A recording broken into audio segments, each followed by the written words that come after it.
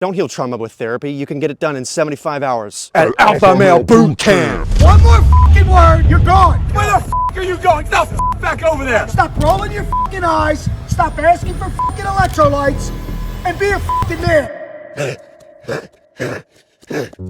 So this is the MDK Project. It is a 3-day course hosted by former military service members that consists of boot camp activities and screaming, and it's designed to help you overcome your vices and beta behavior. The main issue that people are having with it is that it's rooted in toxic masculinity, and that's true, and it's harmful, but that's not the main issue for me. There are two bigger red flags here. Number one, this course has allegedly killed somebody. And number two, they sell this course on the idea that it heals trauma. I'm not kidding. PTSD? That stands for pushing that shit down. Feelings, I don't want to talk about them. I want to sweat them out with hard work because I'm a male man. It's all about the guns, the creatine, Joe Rogan. Joe Rogan. I have a gun. I'll have a fresh pair of Oakleys from Sunglass Hut. I want to do a Brokeback Mountain remake with a bald eagle. Call it Beakback Mountain. Yelling!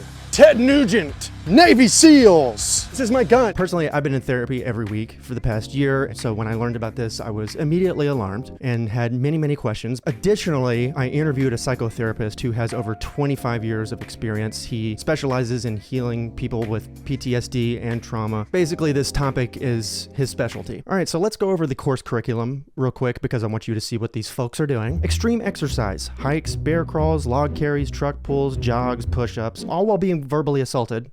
By the way, just a reminder, they get their own nutrition plan. They stay in the MDK compound, which consists of a fitness center, learning center, and a sleeping quarters. However, the facts section of the website says that they purposely keep sleep to a minimum. Very smart when it comes to healing trauma. Very smart. Business education, lessons on how to become financially independent, taught from entrepreneurs, and trauma healing.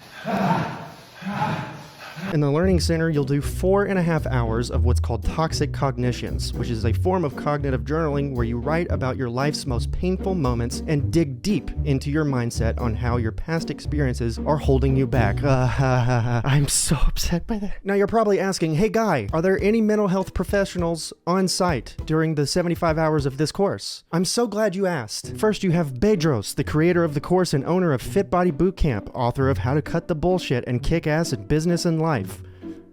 No mental health experience listed. Steve, U.S. Marine, co-founder of Leadership Team and Development, which turns businesses and employees into profit-generating teams. Facilitator of suffering within the MDK Project. No mental health experience listed. Okay. Nick, former Marine, podcaster, best-selling author. William, former Navy SEAL, podcaster. And Chris, former U.S. Air Force survival, evasion, resistance, and escape specialist. What is that? All I know is he's not a therapist. Holy shit. Boy, that's dangerous, especially if you don't have any mental health people anywhere around. Not at all. Yeah, and not one person. And also charging $20,000 for it. Like, so who can take cheaper? This course? Yeah, actual therapy is cheaper than, like, BetterHelp is so much cheaper. The real reason why I wanted to make this video is because of this clip right here. The real experience of the project is about 4.5 hours of an exercise I put these men through, journaling exercise and then talking exercise called toxic cognitions. And so we journal out what happened to us as kids or whenever that trauma was, what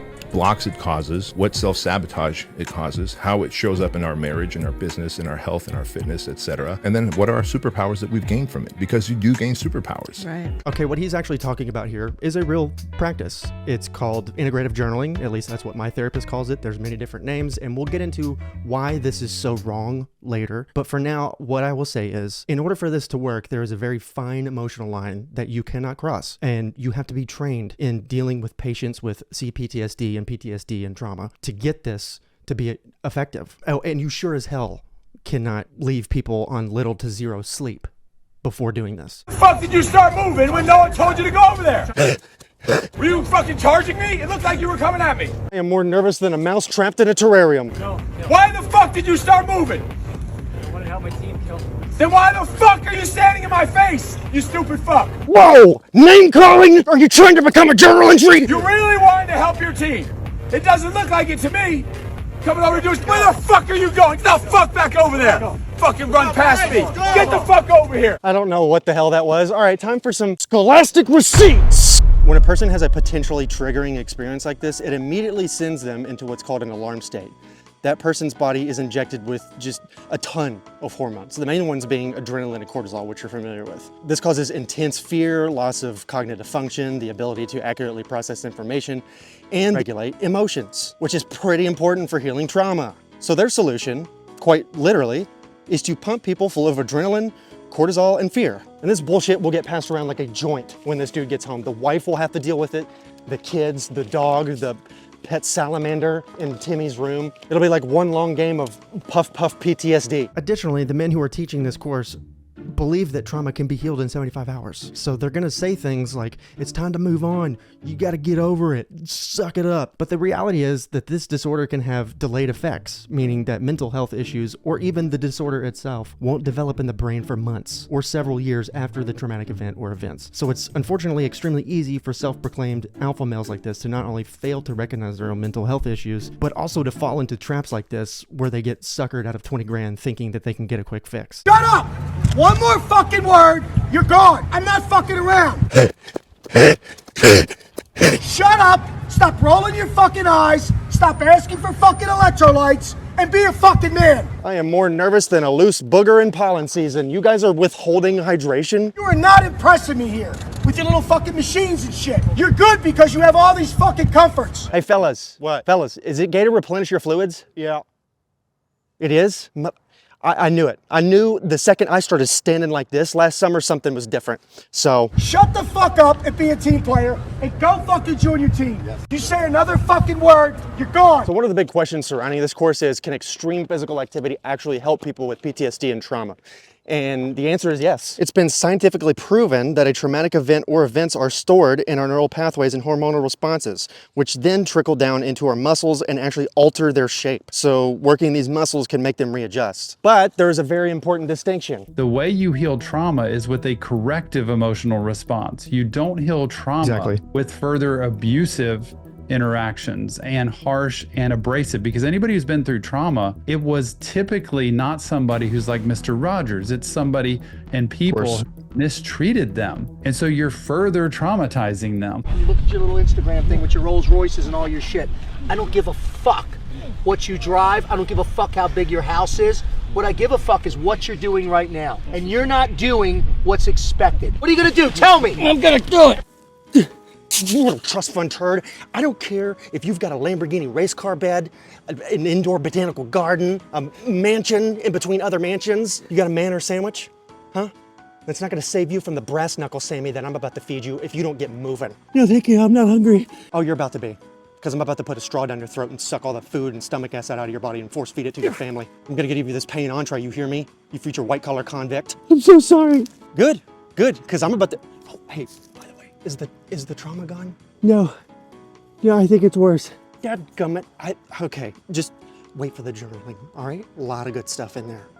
Just save the Google review for the end, okay? Now, as we talked about, the toxic cognitions part of the course is actually a common practice. In general, it's an exercise to overcome negative thought patterns using a series of questions where you describe the event, how this event connects to your thoughts and emotions, and then you go through prompts that challenge those negative thoughts. But it's so critical that you have a mental health professional who is trained to do this, because they need to gauge if you're emotionally ready to do this, and they have to meet you with the correct emotional response. Additionally, any therapist will tell you that you have to proceed with caution with this exercise because of the triggering effect that it can have. It can lead to excessive introspection and mental health breakdowns. I know personally, before each session that I have with my therapist, when we do this, he asks me in advance, are you in the right headspace to do this right now? Because he doesn't want it to have a negative effect. These guys don't know that. They don't. And you can tell that they don't know because just based on the way that they name the exercise. That's not how you're supposed to name it. Labeling it as toxic cognitions kind of leads with the notion that your thought process is wrong. My therapist personally always says that your brain is just in survival mode. It had a positive intention at the time and it still has a positive intention. And in fact, when it was first developed, it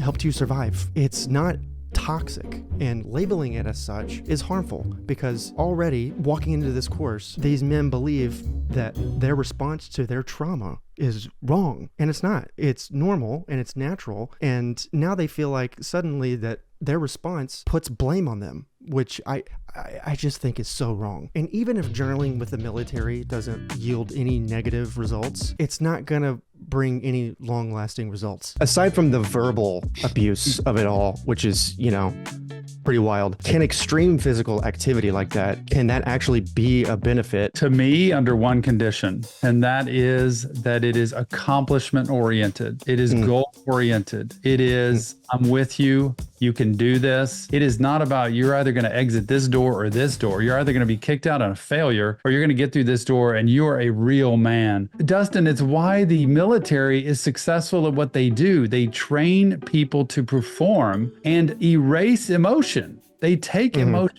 out of what they do. Which is wild to me because you're selling this idea on emotion and mental health. Now, the MDK Project has had a lot of criticism about the physical exercises that they take their students through. And for very good reason. There was a Instagram caption that former survival contestant Joe Anglem posted about 4 years ago where he showed a lot of the students being put into body bags and being buried alive.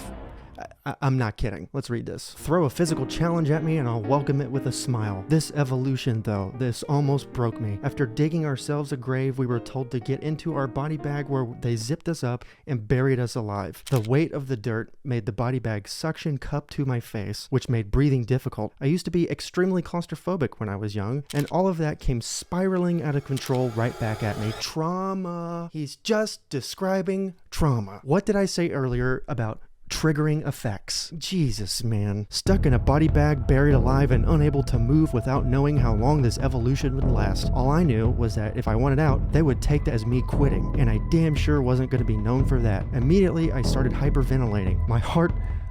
Oh my God. My heart was beating out of control. I'm breathing like I just finished a hard run, and I was panicking. Now, when you read this, how do you immediately go from that into journaling? How is that possible? It's not. That's the answer. It's not. Now, in addition to this, a course graduate by the name of Jimmy Rex posted on LinkedIn a review of his experience and claims a man died.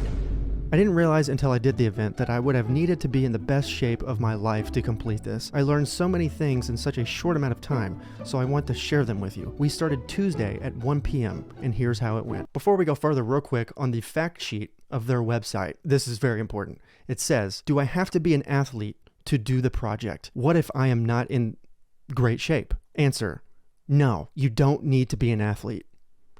Well, now this guy is saying you do. You have to be in supreme physical shape. So which is it? I'm going to skip to the end on this one. I don't think I've done it justice about how difficult this event was. This was the 12th session of men, and on the 5th session, a guy actually died. They have a memorial axe in his honor hung up in the classroom. I was only there for 12 hours, and it was more challenging than the summit day of Mount Kilimanjaro. Now, I'm not saying the MDK Project is solely responsible for this man's death. I don't know. I don't want to get sued here. I couldn't find anything else about this online. It could have been a freak accident. He might have had a pre-existing condition. I have no idea.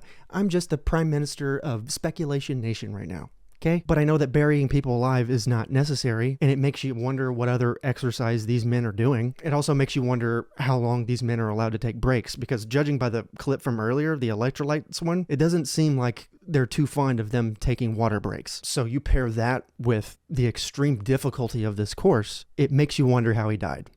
That's all I'm saying. What are you doing, brother? Is it 3:47 a.m. or is the hour unknown? This makes about as much sense as putting a screen door in a submarine. Listen, there's 2 ways you can do this. Listen. Yes. You gotta finish, or you can quit, and I'll secure the evolution for them. And I'm not even being a dick, but you're not even close. What do you want to do, Bubba? Okay, if you called me Bubba while I'm frolicking in mud during the witching hour, I'm using that mallet that he's got for evil. Okay? Keep grinding, Sean. Okay, but you gotta go faster than this. Not doing anything. I can't feel my legs. Because here's what's gonna happen. I'm gonna pull all of them back to where you're at, and they're gonna have to crawl this all over again. So you better dig down and do something. I don't know why they're so much faster than you, but you're not even close to them. Come on, Bubba. Well, he said Bubba again. Bubba Gump, more like Bubba Thump. Just knock him over the head, dude. You're the one paying him. All in all, to me, this is something that goes far deeper than just cringe. That's honestly been the main criticism that I've seen from other people. But to me, that's just not the main problem here. It's the fact that this is very harmful and deceitful, and it's incredibly detrimental and dangerous to a man's mental health. And I get so sick of getting online and seeing this toxic masculinity crap, the Andrew Tates of the world, and just people like this who make me, a man, try to believe that this is how I'm supposed to live my life, how I'm supposed to emote and express myself. It's wrong, and it's exhausting. Let me know if you guys want to see more content like this. Please subscribe. It would mean a lot. I want to keep doing videos like this. I'm going to put the full interview that I had with Tom Stevens on YouTube after posting this video. We had a fantastic conversation about mental health. All right, thank you.